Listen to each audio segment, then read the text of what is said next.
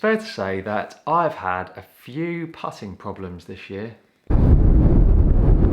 Oh, so I miss you, though I'm right beside you, and we're so distracted, always in our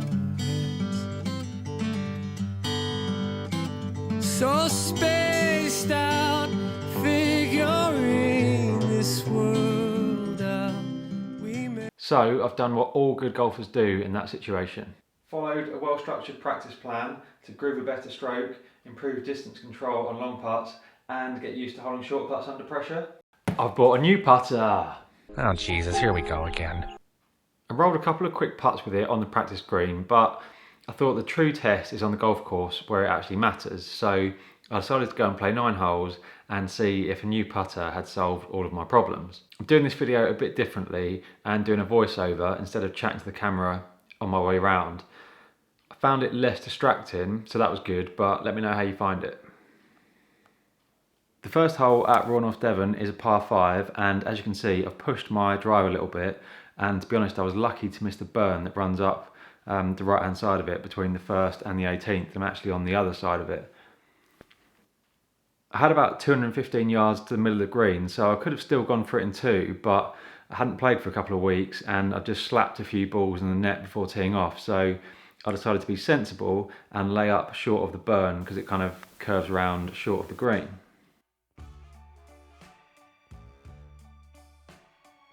I've left myself in a perfect position about 80 yards from the pin and proceeded to knife it about 130 yards straight over the green and onto the 17th green, just as 3 other guys who were actually playing that hole walked onto the green and wondered where the hell I'd come from. So that was a bit embarrassing. At this point I was just trying to avoid hitting another embarrassing shot with people watching, and yeah, I've hit a pretty bang average pitch onto the green. I've left myself a long old putt. It's longer than it looks, I reckon 40, maybe even 45 feet. And I've actually managed to hit the ground behind the ball with my putter and chunk it. To be honest, it did well to make it as far as it did. I thought it was going to stop halfway. And now comes the real test, a 5-footer. Nope. So I'll just tap that in. Oh, no I won't. So that's a lovely 4 putt, first time I've used my new putter. Delightful. At this point, I wasn't sure if I should laugh or cry, but just wait and see what happens in a minute. The second hole is a difficult par 4. It's quite long and it pretty much always plays into the wind and off the left.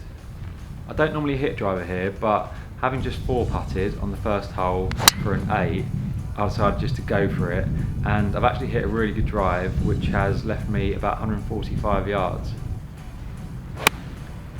That was a nice little 8 iron, pin high, just right, about 15-20 feet. And yeah, that putt had a bit more swing on it than I thought. I've left myself about 3 or 4 feet here for par. Oh dear. Hasn't fixed things, has it? Oh dear, oh dear. Now at this point, I'd pretty much decided I was going to sack off this video, and I was having pretty serious words with myself about the fact that I tried to make it in the first place. I knew that a lot of my putting problems were mental, and that part of the reason for getting a new putter was that it was just going to be a fresh start. So yeah, I was basically having a go at myself saying, why have I decided to make my first time out with it loads more pressurised by recording it? Why didn't I just like go and practice with it, go and play some golf without the camera, all that sort of stuff to get used to it first? There's obviously some very valid points there, but I kind of pulled myself together a bit on the 3rd tee and realised that I've got to carry the camera and the tripod around now anyway, so I might as well just record my shots in case anything good happens, and I'm glad that I did. I hit a 3-wood on the 3rd tee to take the fairway bunkers out of play, but it left me a little bit further in than I expected. I had 195 yards. This is a nice 4 iron, hit it pretty solid, it just drew a little bit too much and it's gone to the back left of the green. I've smashed my first putt about 6 feet past, but I did manage to tidy it up for a par. 4th hole, short par 4, I've hit a really good drive. My driver has actually been going really well for quite a while now. Shouldn't say that, should I? I had 65 yards in. I've just hit a slightly weak pitch really, which has just about made it to the front of the green. This putt was about 35 feet. Thought it had a chance, but yeah, I'm happy with that. It's a good putt.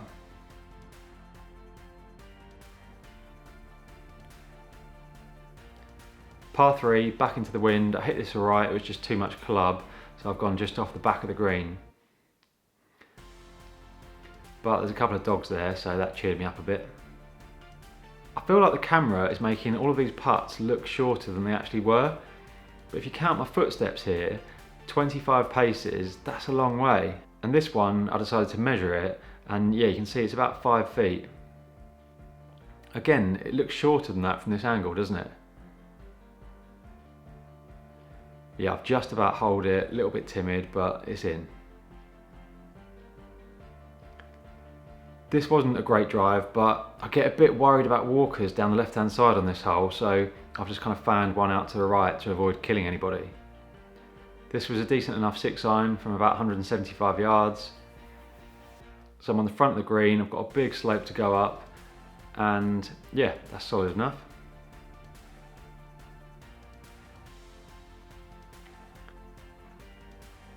Seventh hole is a par 5. I've hit a decent enough drive.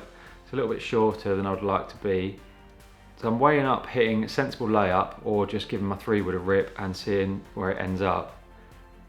Obviously I went for the 3-wood option, but I then hit the weirdest 3-wood ever.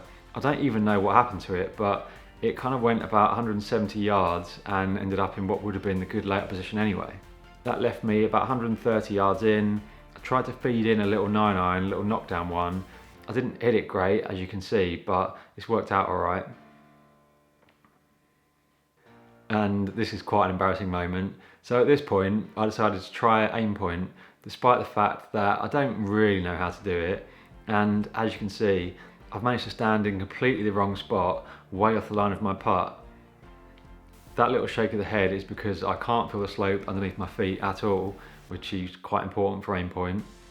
So I decided to try it again from behind the ball, and that second shake of the head is me confirming that I've got no idea what I'm doing, so I completely sack that off and read it the old-fashioned way.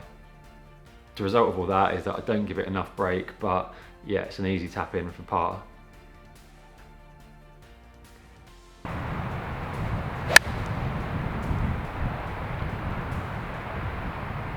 Eighth is a long par 3, my 4-iron comes up just short right of the green, and I'm starting to feel more confident in my putter, so I decided to putt it from off the green, and that's a solid effort, so that's another par.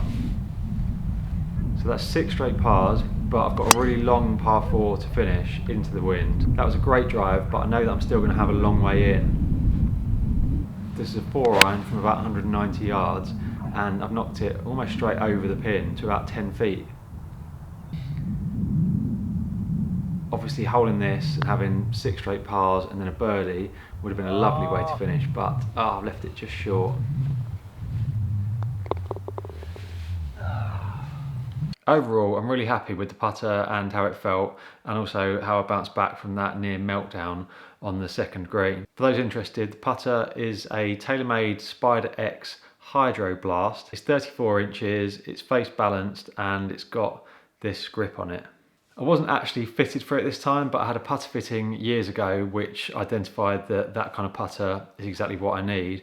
And also I borrowed my mate's Spider Tour years ago for quite a while and got on really well with it. So I'm completely convinced that that is the putter that's going to help me out the most. Obviously I know that it's not going to suddenly mean that I never miss another putt, but much more importantly I realised something from that round and when editing it for this video, which I think is going to be a real game changer, not just for my putting, but for my golf as a whole. I'm not going to get into it now because this video will get super long and it's a completely separate topic, but yeah, I'll explain what I mean very soon.